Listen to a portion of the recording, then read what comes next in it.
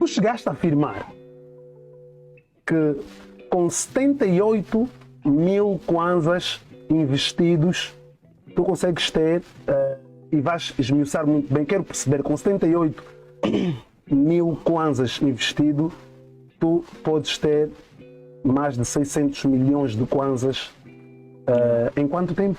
Estou a sentir a dor na tua cara, estás a falar isso? Eu tenho na carteira. Eu tenho na carteira. Yeah. Vou investir 600 milhões! Yeah. Calma aí, não, eu estou certo na informação. Tá certo, tá tu certo. passaste isso, 78 mil kwanzas. Tá certo. Yeah. Reitera só para nós Ok. compreendermos. Eu fiz um vídeo, uma aula na verdade para o YouTube, em que nós falamos o truque para transformar 78 mil kwanzas em mais 600 milhões. E obviamente as pessoas ficaram enfurecidas, algumas, né? Mas depois existiram aquelas que assistiram à aula e entenderam. Como é que é o processo de crescimento financeiro, Flashback? Se tu fores um indivíduo que hoje, nesse momento em que estamos, pegas, por exemplo, 100 milhões de kwanzas, até vou dizer 100, isso não está ao alcance todo, vamos dizer 10 milhões de kwanzas. Não está ao meu alcance. 10 milhões de kwanzas, colocas 10 milhões de kwanzas e investes. E não investes mais nada. Só ficas a ganhar os juros e se calhar a reinvestir. Investir em quê? Como? Vamos supor investir em dívida pública, que é comprar títulos do Tesouro, ou seja, emprestar dinheiro ao Estado. Essa é a forma Dívida mais pública. segura de investir em Angola e das que têm os maiores retornos. Ok. Que é o que nós falamos aí. Imagina como é que o Estado funciona. Como é que o Estado arrecada receitas? Por meio de impostos. É só. Porque o Estado não empreende. Por isso é que o Estado está a passar pelos processos de privatização. O Estado compreende que ele não pode ser jogador e árbitro. Então, tudo aquilo que é empresa do Estado, o Estado vai tentar privatizar. O Estado tentou privatizar a Sonangol, agora adiou esse processo. Então, o Estado ganha o seu dinheiro com as receitas dos impostos. Só que depois o Estado começa a perceber que não é suficiente. Então, o Estado precisa se endividar. Ele pode se endividar a pedir financiamento às instituições financeiras mundiais, ou ele pode fazer uma emissão de dívida pública interna ou externa. Que o Estado diz assim, por exemplo, olha, isso as empresas também fazem, mas vamos falar aqui o caso do Estado. Eu preciso de arrecadar 100 mil milhões de kwanzas. O que é que eu vou fazer? Vou emitir títulos de dívida, que vamos supor que seja um papel, ok? Títulos de dívida no valor de 100 mil milhões de kwanzas, e vou colocar disponíveis no mercado para que o Euclides, o Faz Squad e todo mundo possa comprar. E vou te dar um cupom fixo. Então eu vou dizer, me empresta esse dinheiro por um período de 5, 2 ou 10 anos. Durante todo esse tempo eu vou te pagar um cupom fixo, uma taxa fixa de, vamos supor, 20%. E quando esse processo terminar eu vou te devolver o dinheiro que tu me emprestaste. Ok. Em linguagem miúda, eu pego 100 mil kwanzas. Exato. Compras um título de dívida pública, que automaticamente significa que emprestaste dinheiro ao Estado. Ok. Vale a pena emprestar dinheiro a mim ou ao Estado? O Estado, obviamente. Porque o risco de crédito do Estado é menor. Eu posso falhar quando não te pagar. O Estado não. O Estado não. O Estado é muito difícil. O Estado é muito difícil. Porque mesmo que o Estado ruir, imagina que o Estado foi a uma completa falência, a moeda deixa de valer. Mas ele vai te pagar na mesma.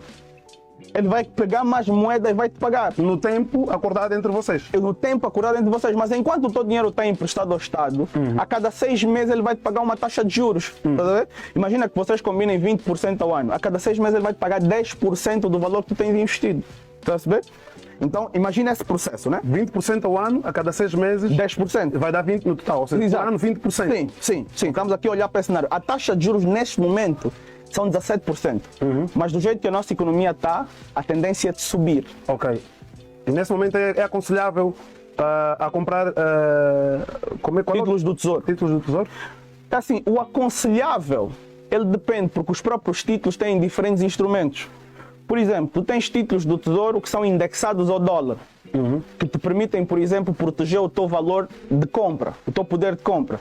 Imagina um título indexado ao dólar, você coloca, por exemplo, 100 mil kwanzas e são 100 dólares. Se o dólar chegar a 200 mil kwanzas, os teus 100 mil kwanzas que tu colocaste, como era indexado ao dólar, agora vai valer 200 mil kwanzas. Não é que tu ganhaste muito dinheiro, mas tu protegeste o teu poder de compra. Existem esses títulos. Depois existem outros títulos indexados e emitidos em moeda estrangeira. Se tu fores, por exemplo, ao portal do investidor, escrever na Google portal do investidor, vais ver todas as informações dos títulos de dívida pública emitidas pela Unidade de Gestão da Dívida Pública, UGD. E lá vais ver obrigações do Tesouro em moeda estrangeira, obrigações do Tesouro em moeda não reajustável em Kwanza, bilhetes do Tesouro, e existem algumas obrigações indexadas, mas já não são mais emitidas, mas ainda existem em mercado secundário, porque mesmo quando eu compro uma obrigação por um período de 10 anos, não quer dizer que eu tenho que ficar com isso por 10 anos. Eu posso vender a outra pessoa, percebe? Então eu posso dizer, não, eu não quero isso agora, eu vou colocar no mercado e vou vender. Existe liquidez. Liquidez é a capacidade de tu transformar um instrumento financeiro em dinheiro e vice-versa. Vamos olhar o seguinte, a tua casa aqui, ela é um ativo, vale dinheiro, mas ele não é um ativo muito líquido. Porque tu não consegues vender a tua casa amanhã, extremamente difícil. Porque tu precisas de papelada, negociação, cartório e tudo mais. Mas uma ação é extremamente líquida, porque do outro lado tem alguém que instantaneamente vai querer comprar. Percebe? Então, este é algo também importante a considerar no processo. Voltando a como eu falei em transformar 78 mil kwanzas em 600 milhões, é um processo contínuo. Como é que nós pensamos nisso? Na altura, os títulos de dívida pública ou as obrigações do Tesouro estavam a ser negociadas num valor de desconto de 78 mil kwanzas. Mas o valor normal delas são 100 mil kwanzas. Então o Estado estava a negociar mais barato os títulos de dívida.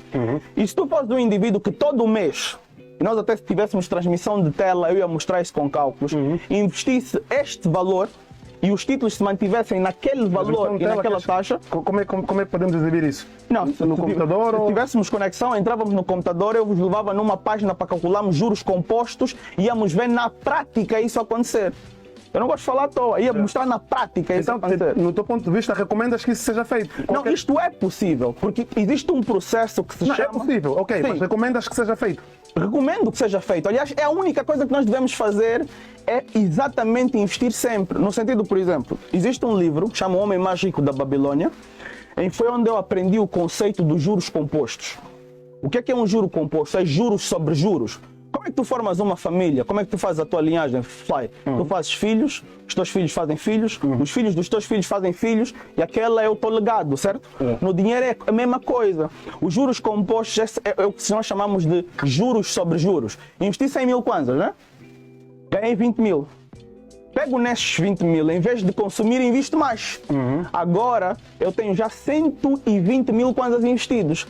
Então, os meus juros já não vão ser sobre 100 mil, vão ser sobre 120 mil. Exatamente. Então, cada momento vai fazer o efeito bola de neve. E é esse efeito bola de neve que constrói riqueza.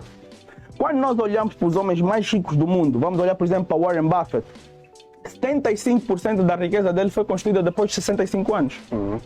Porque o processo de juros compostos, quanto maior é o tempo, ok? Mais ganhos tu tens, a bola fica maior. Imagina uma bola de neve a descer lá de uma montanha. Ela começa pequena.